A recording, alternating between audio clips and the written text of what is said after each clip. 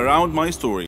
I don't really like Indian movies because the actors are always overreacting, and the movies are not logical at all. But this is just my personal opinion. However, I've discovered that there are stories stranger than Indian movies. Let me give you a real-life example. I'll tell you a story about a young woman named Samantha. Samantha was a beautiful girl with blonde hair and green eyes. She lived with her grandmother after her parents died in a horrible car accident. The whole country read about it. She had many friends, and all the neighbors liked her. They considered her the most beautiful girl in town. Many had proposed to her, but she didn't care much for them. One day, Samantha was walking alone down the street after visiting one of her friends. Suddenly, she had an eerie feeling that someone was following her. She began running and crying for help. Her follower began running and stopped her. He was an ugly man, pointing a knife in her direction. He asked her to hand over her purse. She threw it at him and made a run for it. The man said wait and made to stop her, but another man appeared out of nowhere and punched the thief, who fell unconscious. The brave and good Samaritan picked up Samantha's purse and handed it to her. He was very handsome, with green eyes, soft hair, and an amazing smile. He escorted her back home, and she felt that he was her knight in shining armor. She went inside and hugged her grandmother tight, who was a little surprised but smiled. Samantha was so happy that she gently pulled her grandmother to her feet, and they whirled around and danced playfully. The very next day, she was surprised when she answered the doorbell. Steve, the tall, handsome man, was standing there, holding flowers. He proposed to her, and she said yes. Thus began their love story. Then one day, Samantha was standing in the kitchen preparing dinner. Steve and her grandmother were out, but they were supposed to be back soon. Samantha had everything ready, and she set the table. The house door opened, and Steve walked in. Samantha went to greet him, but she felt dizzy and fainted. Steve quickly took her to the hospital.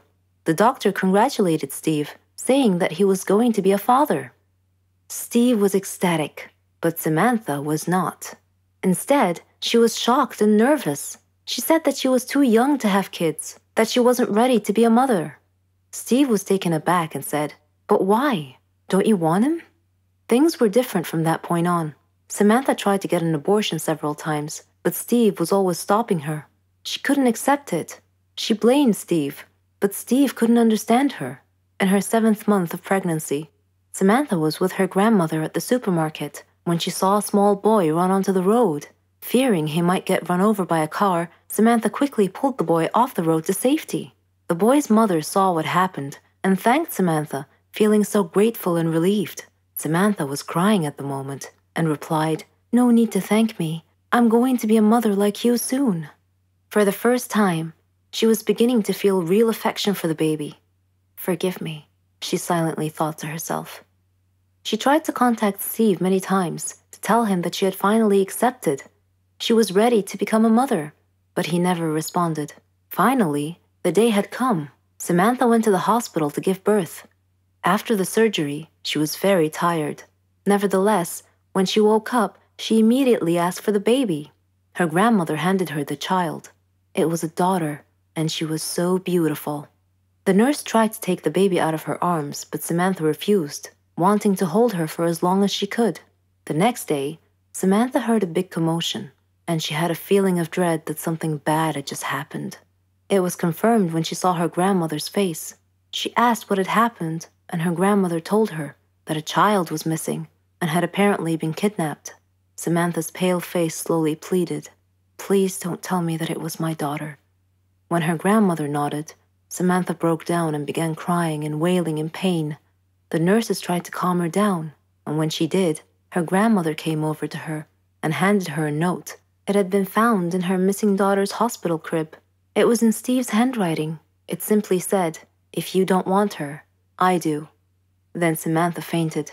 For many years, she tried finding her baby, but couldn't.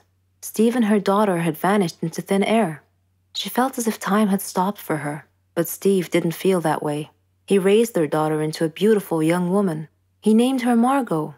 Whenever Margot asked about her mother, Steve would always tell her that her mother was dead, but he often told her stories about her mother and how much he had loved her.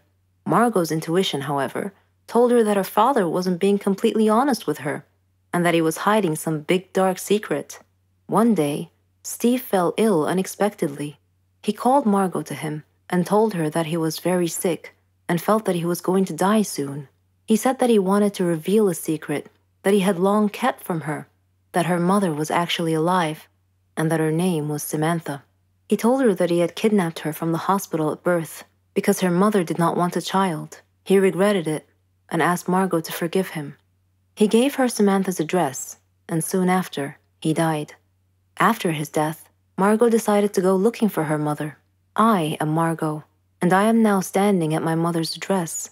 At her front door, I cannot predict my mother's reaction when she answers the door and I introduce myself as her daughter, but I'm going to hug her and tell her that I've missed her for so long. He was a dream, the future, or so I thought. But my love was cursed right from the start. Sounds a bit confusing, right? Let me explain. But first, I should probably introduce myself. I'm Carolyn. I was a dreamer. I dreamed of a good, warm, stable, successful life. I wanted a good job. And I wanted to travel around the world a bit with Helen. She was my best friend. We virtually shared the same dreams and hobbies and interests and lifestyles. We've been friends since we were kids. People often thought that we were sisters. I did too, in fact. She even got jealous if anyone tried to get close to me.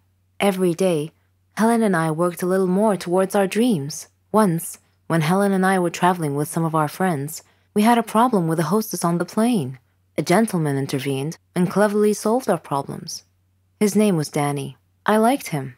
A lot. I thought about him often. But whenever I talked to Helen about him, she told me that he was not as amazing as I seemed to think he was. Coincidentally, I met him again at a party of a mutual friend. We talked together till daylight. I told Helen about our encounter, and she expressed her wishes that my love story would have a happy ending. I similarly told her that I hoped she would find the love of her life someday too. Everything would be okay, we figured. Then, one day, I received a letter in our mailbox. It was in weird handwriting, as if the writer had written it with a trembling hand. I opened it curiously. It said that my love for Danny would become a curse if I didn't give him up and get him out of my life. What nonsense, I thought. Whose idea of a silly joke was this? I immediately called Danny and Helen to tell them about the letter. Danny laughed, but Helen was worried and suggested that I should be careful from now on. That same day, Danny had a horrible car accident, but fortunately he wasn't hurt. A detective investigating the case determined that his car brakes had been tampered with. In another incident, a car almost hit me, but it swerved away at the last minute. When I mentioned this incident to Danny, he tried to calm me down and told me to just forget about it. He gave me a beautiful bracelet as a present and proposed. We got engaged, and I couldn't have been happier. I wanted to show the bracelet to Helen, but somehow I seemed to have lost it. I couldn't find it anywhere. Anyway, when I told Helen about his proposal, she was thrilled for me. I spent days shopping for just the right wedding dress. I was so busy with preparations that I forgot all about the ominous letter. I went to the wedding hall early to make sure that everything was ready and prepared. Helen was helping me, and Danny kept calling me to make sure I was all right. Suddenly, the lights went out. I called out to Helen, worried that she might have tripped and fallen when the lights were out. When the lights came back on, Helen had fainted, and my dress had disappeared. I screamed to the ceiling, "What do you want from me? Leave me alone!" Suddenly, Danny appeared out of nowhere and asked me what had happened. I told him then and there that we must break off our engagement, otherwise the curse the letter mentioned might injure someone or cause someone to die. Then Helen came to and tried to calm me down. She told me to go to the car and that she would get our stuff and follow me. I loved Danny and wanted to marry him, but now I was seriously worried that this curse threat might actually be real. Helen came back carrying a bag and a large suitcase and told Danny not to worry, that she would drive me home and then call him to tell him that we had arrived safely. I was still crying, and Helen was trying to calm me down. When we arrived home, I noticed something strange. Helen was carrying a bag that was partially open, and I glimpsed a piece of clothing stuffed into it. It looked exactly like my dress. I opened the bag and found that it was my dress. I confronted Helen and demanded to know how my missing dress ended up in her bag. I clearly caught her red-handed, and she was unable to answer coherently. I realized at that moment that the source of the so-called curse was Helen. "Helen," I said, "how dare you do this to me? I thought we were like sisters to each other."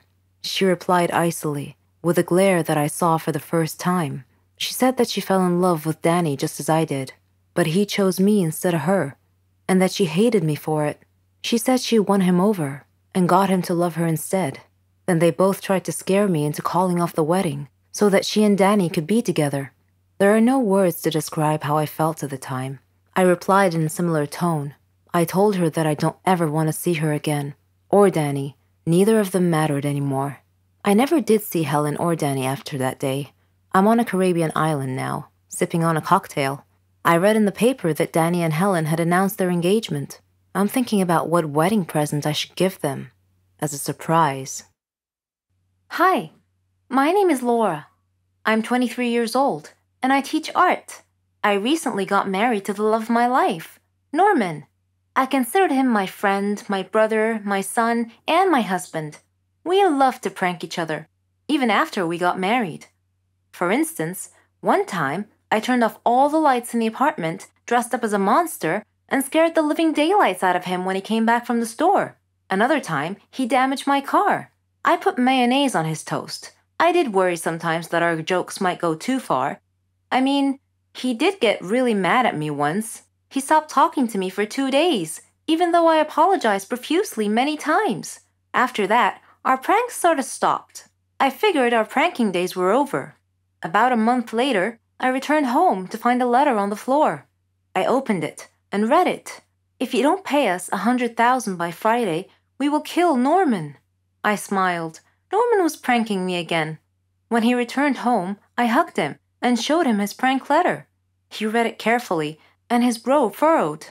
He appeared seriously frightened and swore that this was not part of any prank. He told me that we needed to leave town as soon as possible. I asked him why, and he told me that before he married me, he had stolen a gold statue from a motorcycle gang. I asked him why he couldn't just return it with an apology, and he told me that the statue was worth a lot of money and could make us really wealthy. That night, an armed masked burglar broke into our apartment and confronted us with a gun. He said to Norman, "Hello, Norman, long time no see. You need to choose between the statue or your wife. Choose now." Norman was hesitant. Then he steadfastly said, "I can't give up the statue. Take my wife." The masked man turned towards me. He pointed the gun at me in a threatening manner. I was frantic. I was staring at Norman in shock. Suddenly, the masked man ripped off his mask. It was Keanu, Norman's brother.